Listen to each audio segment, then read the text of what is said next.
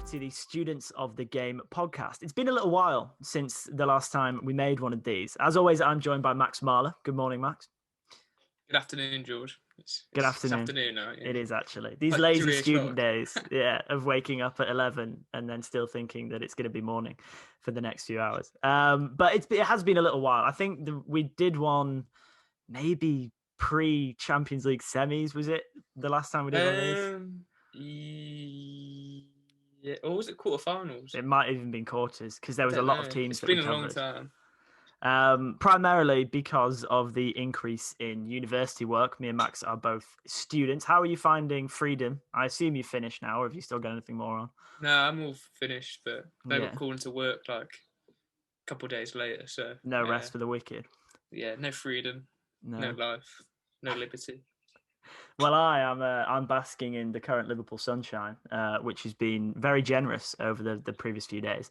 But now the term has finished, and for the most part, we have some level of freedom back. I think we want to be getting some more content out, and where better to start than with a Euro 2020 preview. Preview used as a bit of a loose term, I think, isn't it? We know a bit more about some teams than others. Yeah, I mean, we'll just see how it goes. We try and be fairly even, but this isn't a fair world, so it's not a fair pod. No, exactly. We're going to try and go as an overview through each different group, from Group A, obviously, down to Group F, picking out some teams that we want to keep an eye on. I think give a prediction about where we think the teams are going to finish within that group, maybe a couple of players to have an eye on, and then round it all up with a sort of winner's prediction, a couple of standout players, that kind of thing, teams to watch. So there's plenty to look forward to, so make sure you stick around. But I suppose where best to start than Group A, I think. Italy, sense. Switzerland, it does make sense, doesn't it? Italy, Switzerland, Turkey, and Wales. So I think it's a fairly obvious group, but who do you have finishing top? Yeah, Italy, Italy going to sort of dark horses, but I think so many people call them dark horses now. It's like, well, no, you're one of the favourites now. And I think they've got a fairly nice route to the semi-finals, perhaps barring maybe Belgium that they have to play. And they seem to have got a happy camp. Still got the old players like Bonucci and Chiellini, who I do worry about given their age and how intensive this tournament will be. But there's a lot of talent in midfield, especially like Verratti, Pellegrini, Barella, Jorginho, Locatelli. So that's quite a lot of talent to fit in. I'm just not sure. There's just so many. Game with most teams, it's just so many like we just don't watch enough of them. In the months going by to like really work out who's where. Yeah, it's the burden of international management as well. I think will be a theme that we end up coming across quite a while throughout this podcast. Is it's trying to get a country's best players to all work and fit together. You mentioned Locatelli as well. I've flagged him up. I think he could be a very interesting player, similarly to Alexander Golovin in the 2018 World Cup as a young midfielder. He was obviously Russian. Locatelli's Italian, but the potential for career trajectory to improve from a good performance at a tournament is very big. Not that it's very often the wise thing to do to buy a player after they've performed well in an international tournament, but I'm keen to keep an eye on him. I think I read somewhere that Mancini's not been very famous, as it were, for bringing in youth players. It's not really been his thing, but yet you look at this Italian team and as you've rightly pointed out, there's a lot of old players mixed in with young players. And I wonder whether he can get the best out of that kind of blending old and young that has proved so valuable for teams in the past. They have a bit of a point to prove as well, don't they? After what's been a almost 10-year long hiatus of pretty dismal performances on the international stage. Yeah, I mean, see, with Mancini, he obviously, when he was at Inter Milan, Man City, he had the choice to, just keep with established players, whereas now it takes very little to see that it's still fairly transitional. Like, this is going to be the last tournament that Chiellini probably plays at, and there's going to be others like him. He has to bring people through if he wants the next couple of tournaments to be a success. And they've got enough to lose at this point. It's almost like England were 2018, where the expectations were fairly low. So you have an opportunity to build something and maybe look to it, in 2 years' time as like a reference point for your success. Yeah, that will hopefully follow it. Definitely. the burden of expectation, as you say, is not grown very highly on them yet, as it has for other clubs. So other you can't really call them clubs, can you? Other teams. But it will be interesting to see how that kind of playing without less pressure has an impact on them, I think. The pressure Turkey, always comes. It does come, of course it comes. As soon as you start winning like 2 or 3 games in a row at international level, everything just changes completely. If Turkey go and win 3 games in a row, you can guarantee their country will be pleading for the country to go all the way. Yeah. That's just how it is.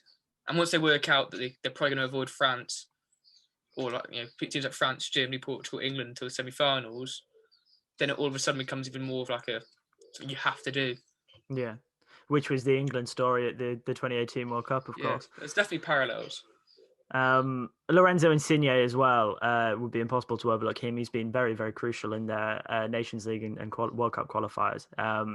Already a fantastic player and not really one that needs to have much attention drawn to him. But if Mancini can get the best out of him and have him working with the rest of a very talented squad, it should be a very interesting tournament for Italy. And I think everyone has a bit of a soft spot for Italy.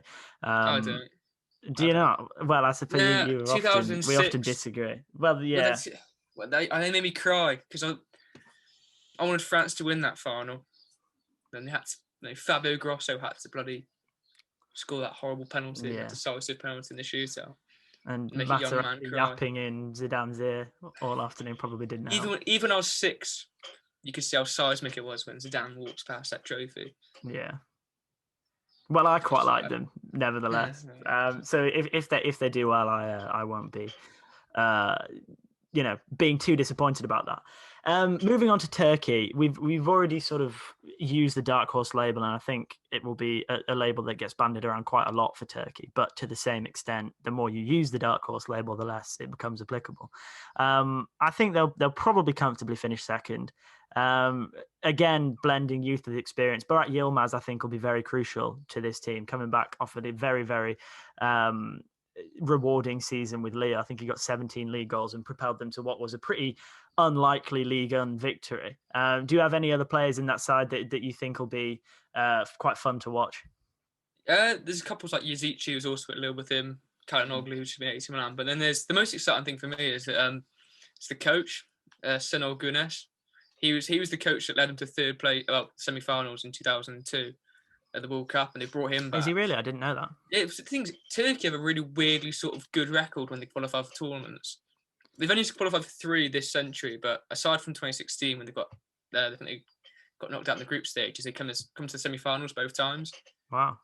Yeah, so in 2008 it was at the Euros, and they were exciting then, and I've pretty much judged everything about this team by the standards they set in 2008, which is probably not a very fair way of doing it, but I stand by it, and I just hope that, they scored quite a few goals in recent fixtures against teams like Holland. But you look at their defence. There's Demiral from Juventus, Soyuncu, Selik, the right back from Lille. So they've got fairly decent defenders in that team, and if they keep scoring goals. I agree. And it's weird that Soyuncu is one of the more senior defenders as well, being in the position he is only about 25. Again, there's within international football, there's always teams that end up being a lot of fun to watch, and I think Turkey is a prime example of that. Their World Cup qualifiers were good, but not amazing. And I think if they can, as you say, get that defense rock solid, and then link it up with what are clearly very talented forwards, they'll be an absolute handful for any team. I read as well, which again will be a theme for the rest of this pod, I think, and for the whole Euros, is that this tournament is more based on the quality of your defense than it's going to be the quality of your attack. And you're not going to have this high pressing style that we see at club level, because anything can happen within one game. So it's going to be doubly as important to make sure that your defense is absolutely rock solid as it can be. And whether what is quite an inexperienced but clearly talented Turkish back line, whether they can weather the storm. I think it will help that Wales and Switzerland are obviously the other teams in this group who will be quite conservative in the way they play themselves. And that might play into the hands of a Turkish team that perhaps aren't as defensively solid as they are attacking. Do you agree with that, or do you think I'm talking out my arse? Yeah, it's so hard to pick. Obviously, we have our preconceptions how teams like Wales and Switzerland will approach. I mean, I swear Switzerland pretty much draw every game 0-0 when they get to a international tournament. So you can't really expect them. I mean, they never have any strikers, Switzerland, ever.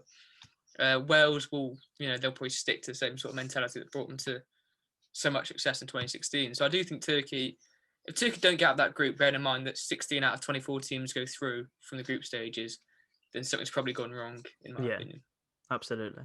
You mentioned Wales there and about the mentality that they had in 2016. I don't think it's possible to recapture that kind of buzz again. I think ultimately they'll fall short. They have quality, but not really enough depth. Again, a talented enough squad, Gareth Bale being the prime standout there, but also David Brooks, James and Harry Wilson as well. All seem quite similar players, those three, quite diminutive, especially Brooks and Wilson.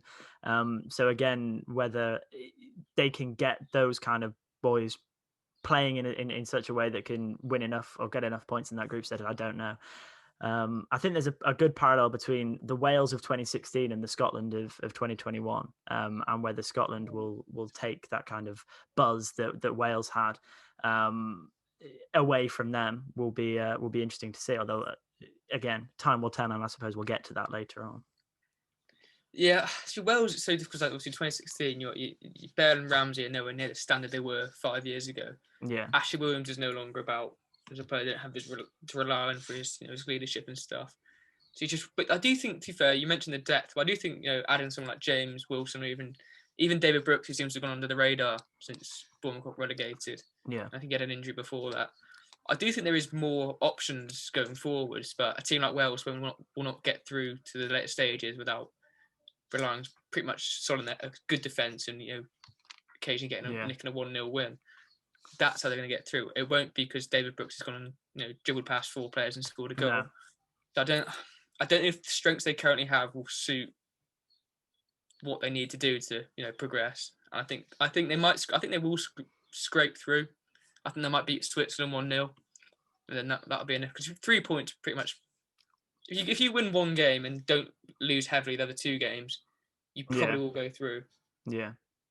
So that's just the whole dynamic of it is just.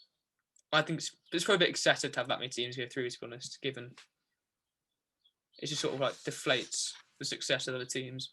Yeah, I think Switzerland are pretty comfortably in last position. Maybe you can see that they might score from set pieces. Perhaps they have talent in places. But again, if you're arguing as we are that the key to a success in this tournament is being defensively solid, then you're not really going to give any goals away from a set piece, or at least you shouldn't. So I think we're probably in agreement. Italy, Turkey, Wales, Switzerland, with a good chance that Wales will go through third place. Switzerland, it's just hard to. I mean, it's a shame they can't play 3 goalkeepers because they all seem to have loads of good goalkeepers. Yeah. If they've got like Jan Sommer, Chesney. No, he's Polish. Great. Don't matter. There's another one, but they all seem to play in Germany. And then I mean, Roman Borky he's Swiss. He's Switzerland. Someone else I can't think of, but I mean they're just so passive. Like I don't know. Like there's players like Xhaka. Seems to have a lot of players like Xhaka. I don't know. Yeah, I mean a lot of decent players, but like nothing says passive. Passive like Switzerland like drawing all their games 0-0 or. Yeah, just losing 1-0, which I can just. The one thing you could see is a Shaqiri free kick from about 40 yards that has just somehow found its way in. They're out. They'll be already out. Yeah, and they'll probably still lose the game 3-1, but he could do it to put them 1-0 up. So a fairly interesting group and a couple of teams to look out for definitely in Group A. Group B, should we move on to them? Yeah. Belgium, Denmark, Finland, and Russia. I'm going to again ask you, who do you think is going to top that group? Probably quite easy again. Well, yeah, it has to be Belgium. Yeah. And I think Russia might come second. I've put Russia third, but I've put. You gone for Denmark? I've put my second point for Denmark in my notes is that it's a very close toss-up between them and Russia. Denmark again, they're very swift in their attendance at these tournaments, like doing anything. I think that could perhaps work to their favour. They're the third merchants. It's just. I think it's more based on when I remember England playing them. and my football knowledge is you know, very England centric. They look very well structured and very hard to break down. And I think that's what they want. That's their thing. They won't score any goals. So just they might. Yeah, they probably won't. And I don't know. I just felt, my gut feeling was that I'll put Denmark there. But you know, I wouldn't have any qualms for Russia overtaking them.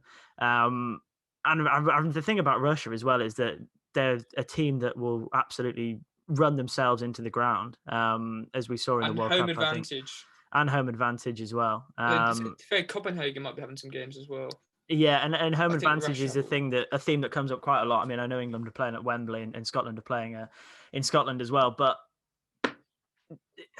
it is a very tricky one for Russia, I think. And I'm not going to sit here and pretend that I know an awful lot about a ton of the Russian players. Their record always, I mean, they're so mysterious. Like, you would look at their team before the tournament kicks off, and you won't really recognise much. By the end of the tournament, there's always like 2 or 3 players that just stand out, and they just like stick in your memory. I mean, they got the same manager as 2018, but only like 5 of the 26 play outside of Russia, which also adds to the level of mysteriousness, which is mystique. That's the word. But like I've jotted a few. There's all like Russians who've stood out in the past few tournaments. So like Arshavin, 2008. Zagoev, 2012. He scored like 3 or 4 goals in that tournament. And then 2018, we saw Cherev score 4 goals. Zub got 3 goals. And then Golovin became one of the most sought-after players in Europe for a very, very, very brief couple of weeks. And then sort of nosedived. But apparently he's doing all right now, but who knows?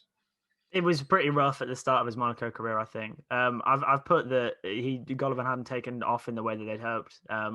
And so maybe he feels like he needs another good tournament. If you make your name at an international level, then perhaps you see it as the best route back for putting your name back on the map. But the quality of some of their goals as well in the 2018 World Cup. I mean, that first game, was it against Saudi Arabia when they beat them 5-0? Yeah. And Cheryshev scoring like to outside of the boot, or it was a left-footed shot from range. Very clearly talented. Well, didn't he? Yeah, he did. So I suppose it's just whether they can do it again, and who's to say they can't. And certainly, I'm in no position to be sort of raining on their parade, as it were. But I don't know. I mean, again, probably one of them might go through again in the third place, but they seem to respond. They seem to respond so well to like the home crowd in Russia. I mean, they did. They were quite close to semi-finals. Let's not forget. Yeah, it wasn't like they beat Spain, made on penalties. Croatia struggled at times against them. So I think Russia could surprise us once more, maybe. And good on them if they do. Yeah, good old Russia. We love Russia, don't we? Yeah. Very, very politically right on. Finland, again, not much to say about Finland from me. I think we're going to gloss pretty quickly. There's one interesting player, which is there's a half Irish guy. His name's O'Shaughnessy. So if you're Irish, there you go. There's your one player to get behind this competition. He probably won't play. I don't think he's got like 2 caps, I think. But obviously, you got Pukki up front, Poyon Paulo. Yeah. Both sort of struggles. You wouldn't expect them to score the one chance they create in a match. So is Finn Bogerson still knocking about, or is he long gone? There's probably about 6 or 7 Finn Bogersons in the team. Let's talk very briefly about Belgium before we move on. Because we did pretty quickly leapfrog them. I really want to see some minutes for Yuri Tielemans this tournament. I'd expect him to play. Yeah, it's a very difficult midfield to get into. But then again, he's a very, very good player, so there's every reason why he'll start a couple of them. I'm a big fan of his, partly because my dad's a Leicester fan, so the only conversations he seems to ever know about are Leicester players, so we end up talking about Yuri Tielemans quite a lot. But it would be great to see some big performances from him. A very, very exciting player. With Roberto Martinez being linked to bigger jobs, I say bigger. I mean, is the Tottenham job a bigger job than Belgium? Probably not. Nah. Linked to other jobs, let's say. maybe he's thinking, okay, let's. But these points are so weak. You see it all the time. You go, is he going to be wanting to put on a show in case he gets his future employer? But he's going to want to put on a show anyway. So I think it's very easy to get caught up in sort of tabloid nonsense, as it were. And I'm very good at reading tabloid nonsense. Any other points about Belgium before we move on? Anything you want to say? Any players to highlight? It's quite a lot to finish because this is the same team which has, for the most part, been together for 7 years, really. Most of them, besides players like Tielemans, who sort of coming a couple of years later. So I think this is, we are at the time now where they have to start. They have to win something probably this year to have any chance. Yeah. Even in a year's time, you look at players like Vertonghen, Alderweireld, they are getting on. And I mean, but the problem is if KDB is Kevin De Bruyne is not going to be fit, then there's a heavy reliance on players like Tielemans to step up. I'm not sure if that'll be enough to get him to win the trophy. And they're very big boots to fill. But the world, I mean, of course, the world number one ranked side, can't be overlooked by anybody. But they've been ranked number one for like 3 years, but nothing seems to happen. But and again, I was quite shocked to see that Divock Origi was left out the squad in favour of Benteke and Batshuayi. Then I looked at how many goals Origi's scored for Belgium, and he hasn't scored a goal since 2014 for Belgium. That's an appalling stat. Like, because there's no defence to that, because like Batshuayi scored 22 in like 34 games, and Batshuayi it's pretty average. Yeah, he's pretty average. Like, Belgium will play San Marino at least twice a year. There's your opportunity to get some goals. If you can't score in those games, you deserve to be left behind in favour of Batshuayi and Benteke. I mean, Benteke's club level's been fine. His club form. I think it's only there if case Lukaku gets injured and one of Batshuayi and Benteke gets injured too. Yeah. Like, they've brought three, because neither of those two players can play anywhere but the focal point up front, whereas Origi can play in 3 positions. So that just shows how bad Origi's been for Belgium. And Trossard's quite interesting as well as an inclusion. He's been quite good in the World Cup qualifiers. Offers something a bit different, as you say, to the other three. Again, probably not the kind of player that's going to get many minutes. I think they tend to have been playing with wing backs in the World Cup qualifying stages, so it's probably not likely we'll see much of Trossard. But again, an injury here, an injury there, you could come on and make an impact. Because I quite like Leandro Trossard. I think he's quite a fun player to watch. Who would you rather play, him or a heavily out of form and quite heavy Eden Hazard? You said the second heavy as well. I don't know. I mean, probably Eden Hazard, just because he has still moments of miracles in him, but at the same time, he is a hefty boy. Sometimes these days, and he's had a very average season again for Real Madrid. I don't really think that. If he had moments to step up, he would have done it in the Champions League, I think. So it's interesting to say, like, well, how can you know that he'd bring the same level of commitment and form to an international game? I don't know. Well, if he's bringing the same level of form, then they'd probably be pretty screwed. But I was shocked. They've got Thomas Vermaelen's in that squad. Is he? Is he still about? Yeah, he's playing for Vissel Kobe in Japan. My God. Semi-retirement. He's playing with Iniesta. I don't know how on earth, he's like 35. Hasn't pro played Thomas Vermaelen about 10 years. My God. I don't know what's going on there. No. I mean, presumably he's emergency backup with experience. But if you put him on the pitch for more than 5 minutes, he will get injured. You can't expect him to play a full game. No. It's just really he must be a good laugh. Yeah, he must be. Yeah, it doesn't look like he's. He does. He looks very scary.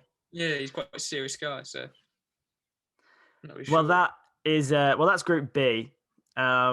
We've got it as Belgium winning it, and then probably Russia edging it, or Denmark on the day. Probably more likely to be Russia, though. To be fair, and then Finland absolutely rock bottom. Probably going to finish on 0 points.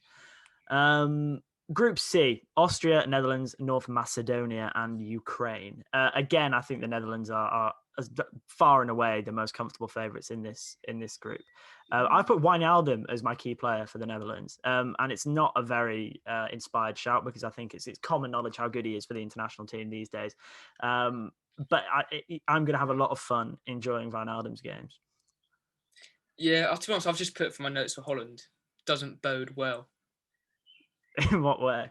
Well, I don't know. I'm assuming I mentioned at the time. There was context that you've forgotten now. Frank de Boer's been horrendous for the past 4 or 5 years. Like he's generally jumped from job to job and just seems to get worse and worse and worse. Yeah. No Virgil van Dijk, but they have still got like some decent options at centre back. They've left out their number 1 goalkeeper because he had a COVID test positive. Like quite a distance away from the start of the tournament.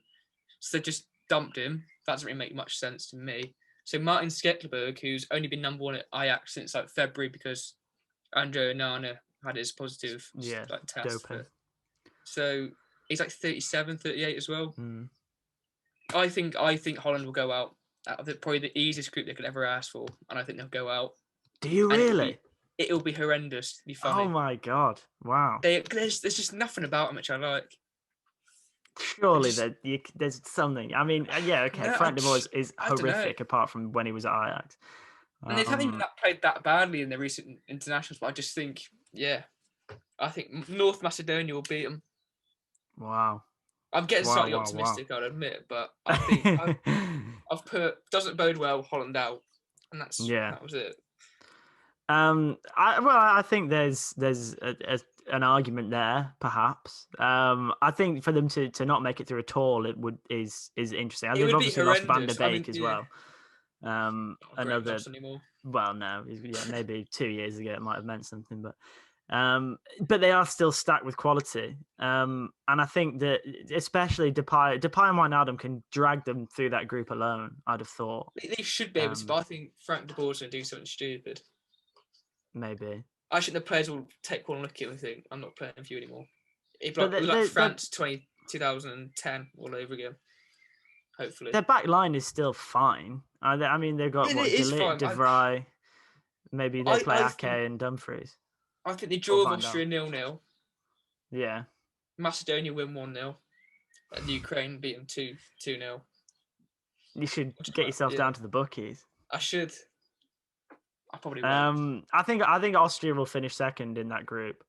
Behind, I'm going to stick with my prediction. I think Netherlands will go through. I can see what you're saying, but they should go through. It's like North Macedonia, Maybe you've just got your crystal ball out, and it's something that I can't see through the clouds. But I mean, to be fair, like North Macedonia have got a lot of very, very below average players, but they have got Goran Pandev, who's very experienced, captain Alioski, the Maverick left back. And then Elif Elmas, so he's like 21, plays with Napoli. He's quite a decent player. So I think they could easily, if they take on that siege mentality, I think, who knows? They beat Germany, a very, very bad Germany side, but, They did still. It's true. I think Elmas is really interesting. He's racked up a lot of appearances for Napoli. I didn't realize. I think he's by 21, he's already played about 65, 70 times for them. And I didn't know much about him before doing some research for this podcast. Another one to keep an eye on for sure. And as you say, Alioski, who's a bit of a nutcase. But if he can stay on the field, I think he'll be all right. But he's quite a rogue. Yeah, but I do think Elmas could emerge in this tournament as one of the stars. And a sort of swan song for Pandev, because he must be getting on a bit now as well. Yeah. I'm rooting for North Macedonia. I think everybody loves an underdog. Everyone apart from Greece will be hoping North Macedonia does well. And presumably Ukraine to foot the table for you. Well, apart from this Netherlands shout. Yeah, I mean, I don't want to compare them to Russia because obviously they hate that, but they are similarly quite mysterious and sort of like, I don't know, something quite menacing when you see all their names like read out. It just sounds so harsh and sort of you just feel quite emasculated when you like hear their names and like see them lining up brooding. So I mean, you saw their kit. That was quite a statement. I haven't seen their kit actually, but as you talk about it, I'm going to quickly Google it. So basically, they put the borders of Ukraine, or what they perceive the borders to be, which obviously is disputed with Russia. Yeah. Obviously, Russia aren't happy with that. So. Oh wow! Yeah, I see. Is it possible that if they go through, they could play each other? That'd be quite interesting. I imagine UEFA do everything they can to stop that from happening. Yeah, I think so. Especially if it was in Russia as well. Yeah. So another interesting group C. I'm going to stick with my Netherlands shout, and then I think Austria, North Macedonia, Ukraine. But you heard it here first. Keep an eye out for the plucky North Macedonia and see what they can perhaps come out with. Group D. This is what I've been wanting to get to as I sit here in my fake Euro '96 England shirt, which you overpaid for, which I think probably got a bit mugged off for, but. I didn't. We don't need to dwell on that any longer than we already have. Which white van did you buy it out of? The big one on the corner of my street.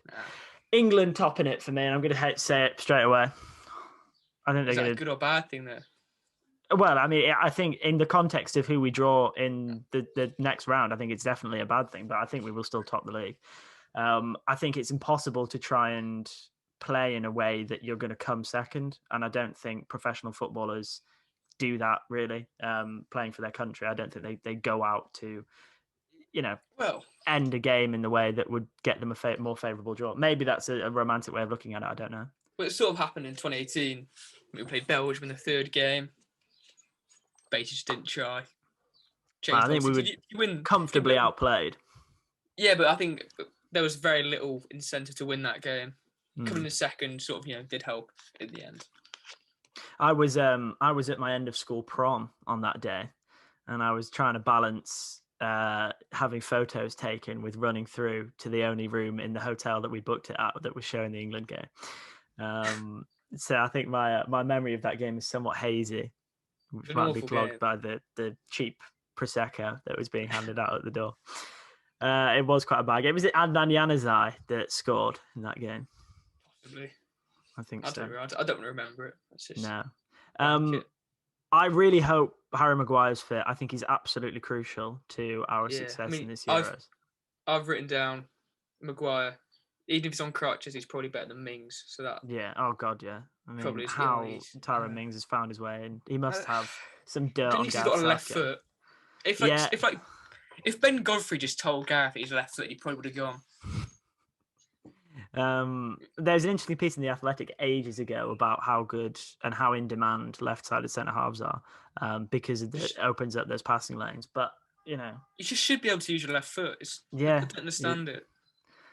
Is it worth sacrifice? I mean, he's such a rogue as well. Is it worth sacrificing defensive capability because he can pick out a better ball to a bombing up Luke Shaw? I'd rather just play like Reece James in a even a 4-man. I'd rather play Reece James and Walk on one right side.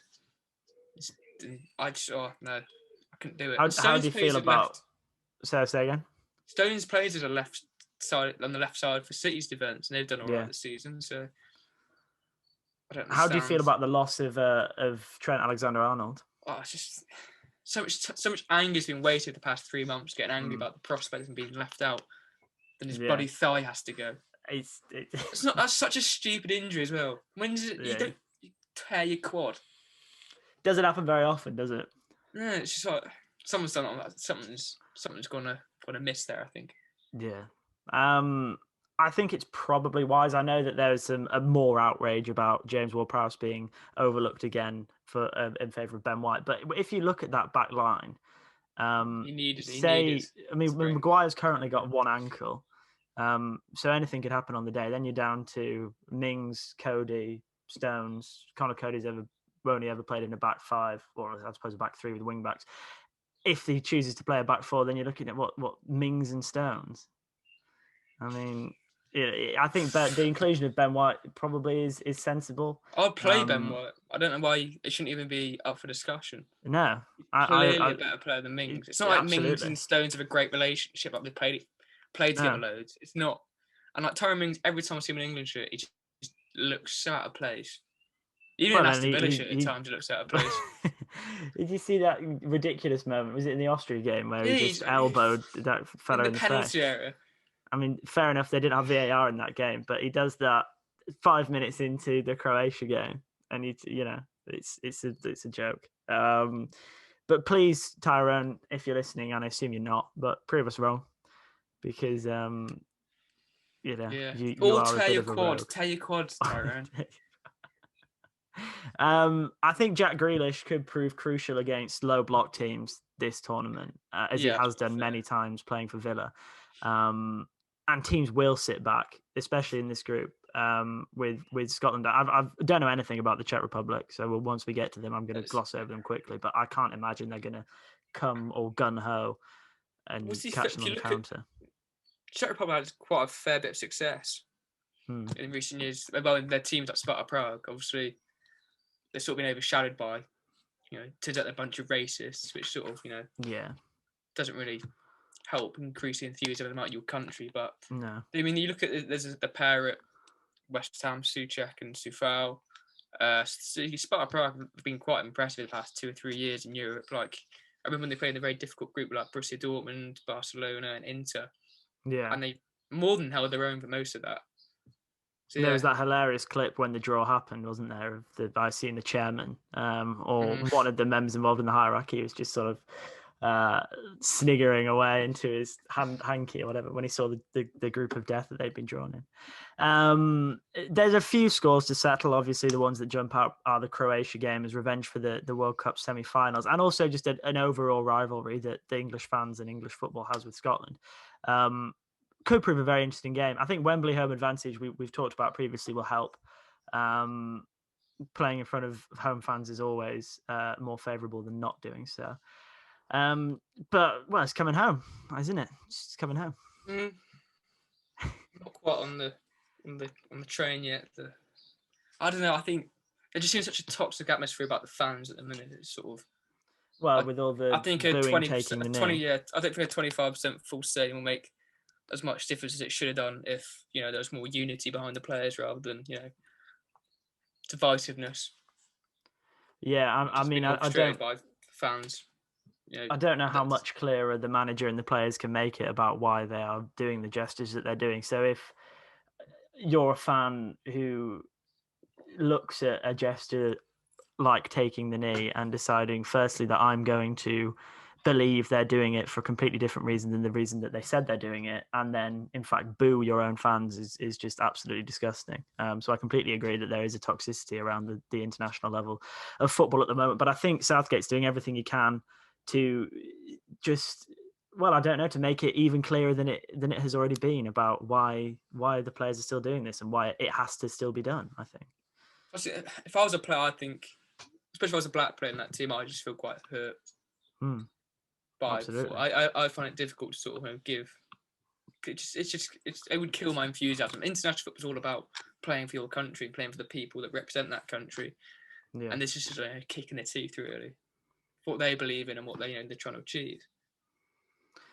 It is. It's an enormous kick in the teeth, and I don't.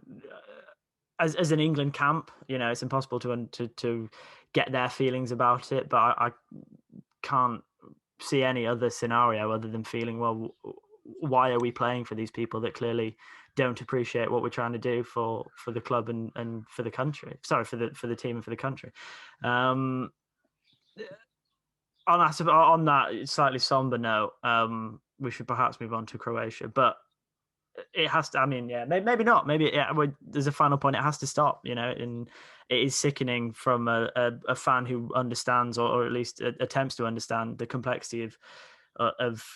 Well, it's not even complexity, is it? It's black and white. Actually, it's not the best analogy. It's not the best analogy. I apologize. It's very clear. It's clear as day that this is something that should happen and needs to continue to happen, and people need to educate themselves as to why it is happening, why they should be in support of it. But anyway, moving on. Croatia, second for me in the group. I think that core squad of aging players who've been so important for them are only going to get slightly older. Have only got slightly older, and that isn't going to prove too beneficial for them. What do you think? Yeah, I mean, 2018 doesn't seem that long ago, but it was 3 years ago now. Like, Modric is 36. Sivasic, their keeper's no longer there. It's the same manager. Mandzukic is gone. I don't think was Perisic selected. Was he injured? I swear I didn't see his name, but I must be mistaken. Well, he's 32 now, I think. He was born 89. Yeah. He doesn't. No, he's not going. I don't think he's not going. He may have retired as well. So there's gonna be there is a reliance on players like Kramaric to step up. Vlasic has been quite a good for CSKA Moscow. Yeah. So. They're not as much. For a start, they've got to play from Luton Town in their squad, so yeah. Like, surely It's very funny, it's isn't the it? same The beast. Real Madrid and Luton Town. Yeah. What Been do they training talk together. about? You're right, Simon Slew. What have you been up to? Oh, I had to clean my boots today. And he's, Luka Modric has got like 5 maids to wipe his cleats as he dusts off his Ballon d'Or trophy. So yeah, maybe squad unity is something that will be, or at least commonality within professionals is something that will be quite funny within that squad. Scotland. Now, I previously mentioned before that they could tap into the buzz that Wales had in 2016. And this is a recycled point from James Lawrence Alcott channel, who's an excellent football YouTuber. And I think it makes a lot of sense, to be fair. There is a hell of a lot of pride within Scottish football. And if you talk about points to prove, I don't think any team, bar maybe, well, I think Germany have a pretty strong point to prove, but Scotland are really definitely up there with teams that have absolutely everything to play for and not really a great deal to lose. Yeah, I think what's interesting to me is that, like, so if you look at Wales, their star quality was like further up the field, Gareth Bale, Ramsey, but unfortunately for Scotland, their 2 best players play in the same position. Yeah, it's so quite hilarious, to be fair. They've sort of fit their system to work it. So, like, Kieran Tierney plays left centre back. Did you watch that? They did play last week in the friendly. Like, he was just like, I've never seen a left centre back, especially a team which I suppose is conservative as Scotland, have that much freedom to go forward. And he did it very well. And obviously, and you have so Robertson will be playing slightly more advanced than he's used to. But I think in Steve Clarke they've got a manager it's gone on the radar, but he has overachieved quite a lot, especially at Kilmarnock. Since, like, at West Brom, he had a very good season. Then he sort of got things went a bit south in the season after. But I still think he's a very talented coach, at least, and I think he suits this sort of underdog mentality of sort of, and I think he's someone, if you're a player, you can sort of like resonate with, and I think he has. I don't know. I think Scotland will go through, and it'll be great. Yeah, I wouldn't mind that, really. I mean, we've now seen Shea Adams being called up to Scotland, so it'd be quite interesting to see how he performs in that system. They do have a very they've got quite a lot of talent within that squad. Jack Hendry as well, I know, might be quite crucial. Did he score in that friendly? I think he might have done. 3 minutes of it. Primarily because my team Burnley have been quite heavily linked with perhaps picking him up. He does sound like a Burnley player, to be fair. He does, Jack Hendry. So when he scored, I thought, a goal-scoring centre-half, although it's probably about his first ever goal. So yeah, Scotland, go ahead, do your thing. And Czech Republic. If they do get that group, then fair play. I think they've got. That's probably the hardest group apart from the group of death, in my opinion. Yeah. I think that'll be fair play. It will be fair play, and fair enough. If they do, they do. Group E now: Poland, Slovakia, Spain, and Sweden. I've put Spain top. What have you put? I mean, I did have Spain top quite comfortably, and then COVID positive tests. This is the thing, isn't it? I mean, if they have a huge breakout, they could be They had a second positive test today. Is there? Diego Llorente. So Busquets will be out for at least the first game. He'll be out for at least one game, maybe 2. Llorente, sorry. Yeah. In fact, how much will that affect your preparation for? Because it's such an intensive amount of time that you need to, Luis Enrique is going to have to try to. He won't know what team he's putting out in his first game, and that must be quite. Spain already had, it wasn't very clear cut. The team didn't pick itself. There's a lot to ponder, and I think this just made it even more difficult for him to sort of work out his best team and how to win at this tournament. I think that's very true. The overlooking of Ramos, was that injury related or was it tactical? Do you know? It's injury related, but I don't know. I think he's fit enough to, if he really wants to go, he could have. I mean, Enrique is the only manager that didn't pick all 26 players, so he could have brought Ramos across just as like a coach, essentially. Yeah, it was like just to get right the team. So he must not have wanted that. It must have been deliberate choice. So right, this is the new team. That's the only thing I can think of, really. Yeah, well, it makes sense, to be fair. Poland, I've got as finishing second, slightly edging it over Sweden. Again, I think a team with arguably the best centre forward in world football, based on that alone, it counts for an awful lot. I mean, Lewandowski is a bit of a freak at the moment, and if he can take what's been an extraordinary club season into international football, then who knows? Yes, the weird thing about Poland is they've replaced their manager in January, and they've now brought in Paulo Sousa, who I assume doesn't speak Polish. And it's such a short notice decision.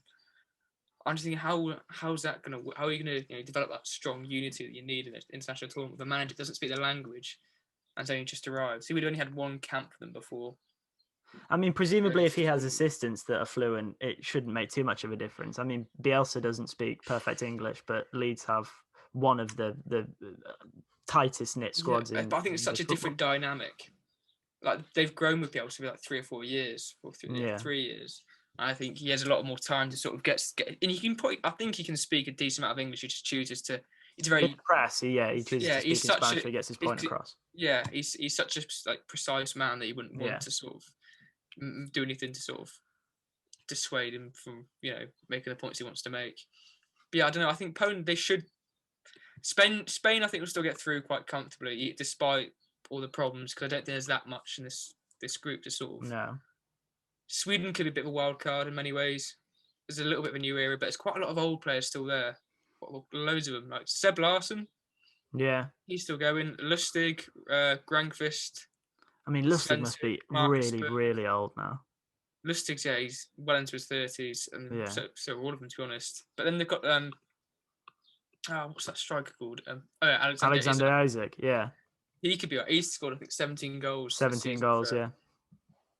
I'm really looking forward to watching him play, and he's doing it as well without Martin Odegaard picking the balls there. I think I read an analysis of the way his game's adapted this season, and the way he likes to drop deeper and to link play for Sociedad has been very, very beneficial for them. And whether you're linking play to someone like Marcus Berg now is going to have the same kind of output as it does at club level is another story. But he could have a really excellent tournament.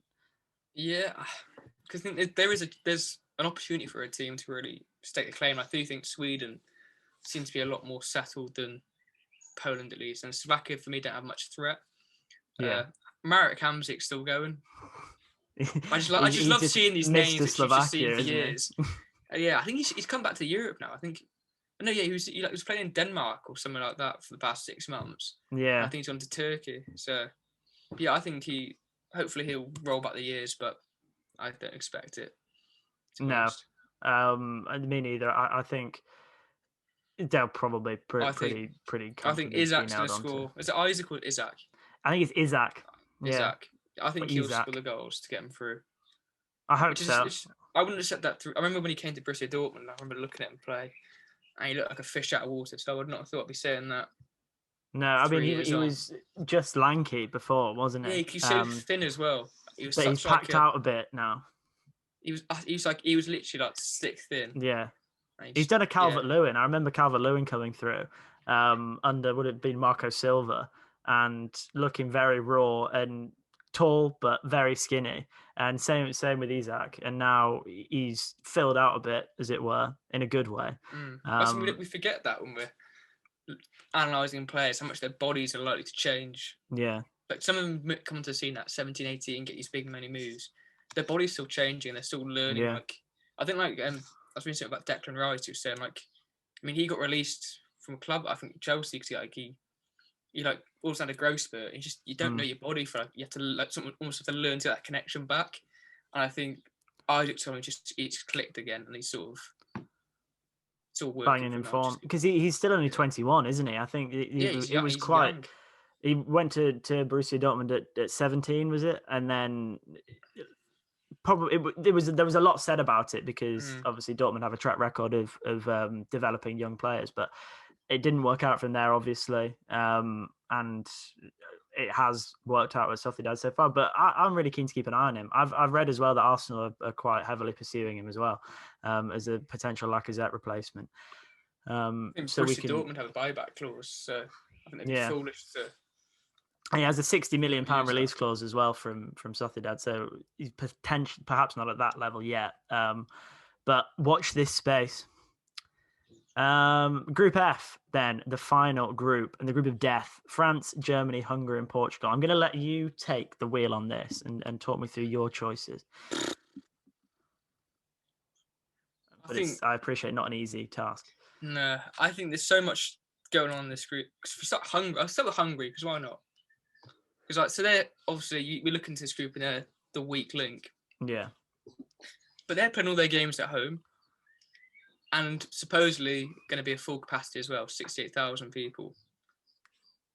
1 win out of 3. You're not going to try and spin Hungary finding a way through. Germany. Surely they can beat Germany. Everyone can beat Germany. Yeah, maybe. We're forgetting how bad Germany have been these past 3 years. So they lost 6-0 to Spain. Yeah. This isn't mighty Spain. This is transitioning Spain. Yeah. Lost 2-1 to North Macedonia. They got beat a couple of times by Holland. They got relegated from the UEFA Nations League. Then got saved by the rules changing, and they decided to make more teams or whatever like that. So I don't know. People seem to be unnerved by Germany because you're just approaching in like a international tournament, which is fair enough because they do have a decent track record. But there's so much wrong under Joachim Löw that they're. Yeah, I don't see.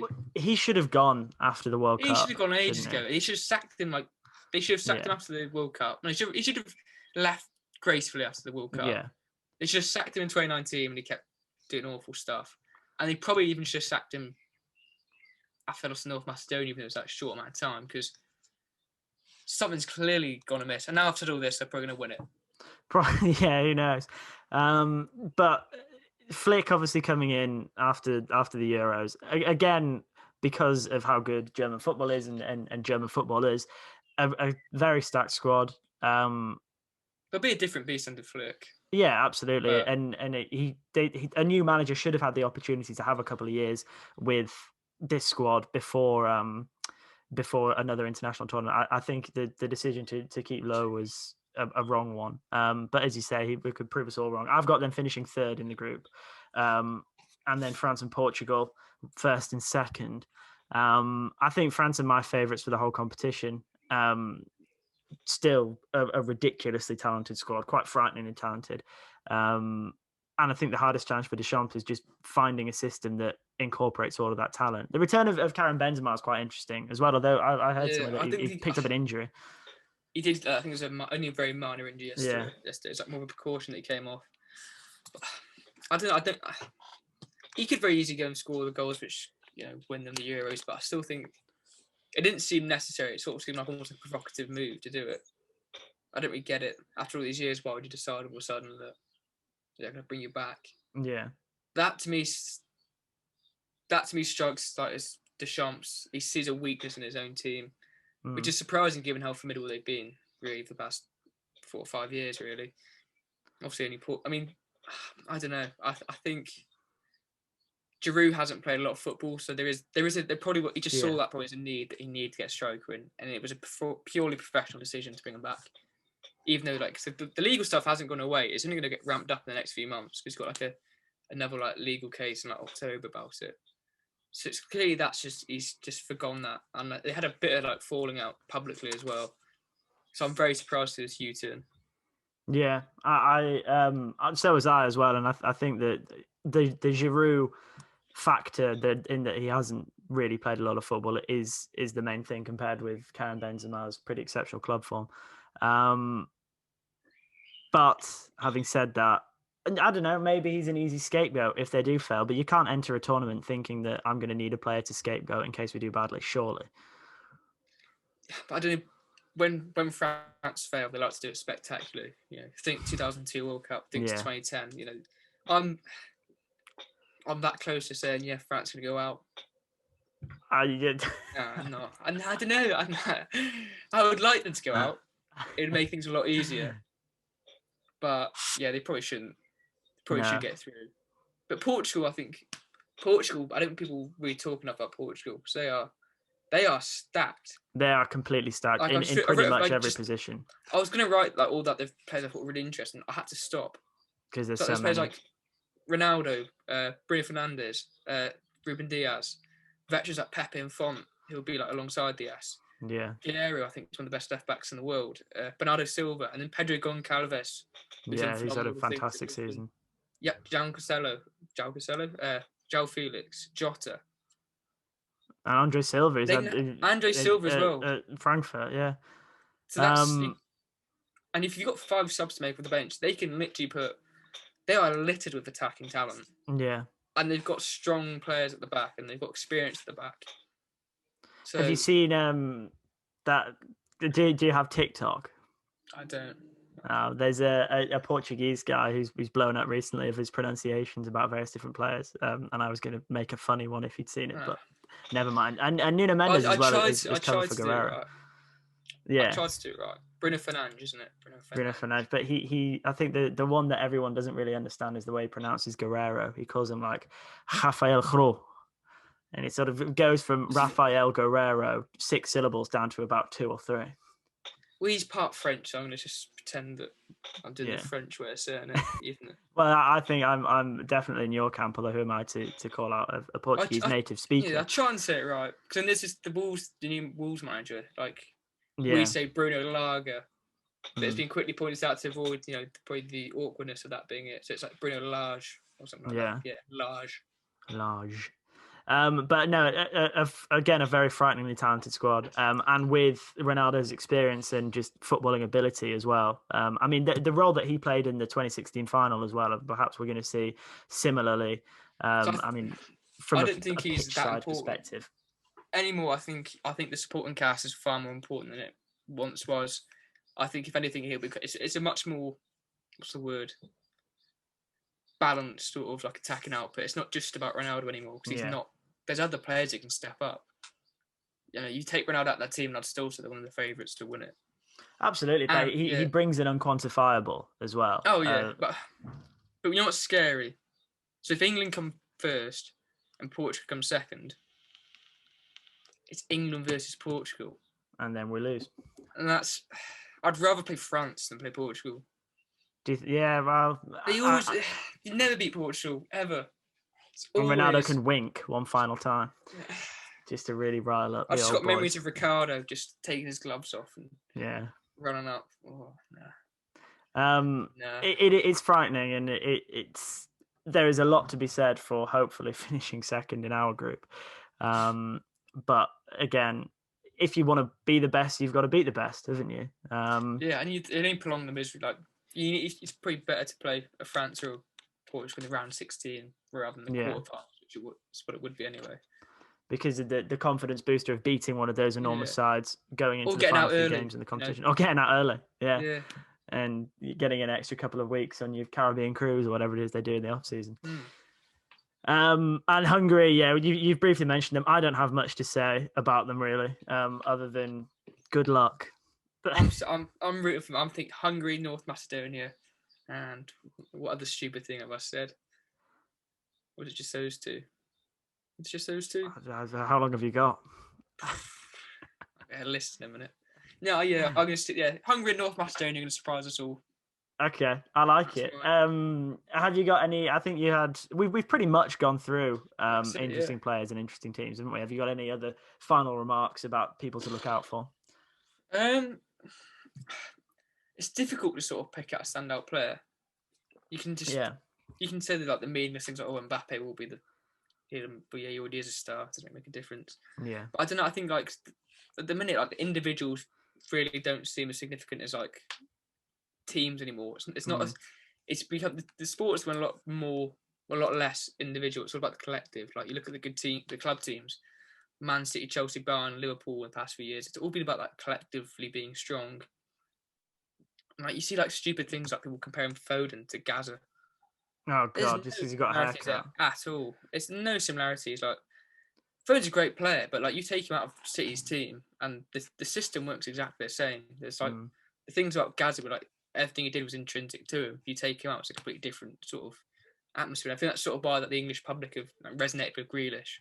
Like I would love for Grealish to go and like storm through and win but I don't think the minute players like that don't seem to be as in favour because like they may detract from the collective, which collective good probably is better than individual good.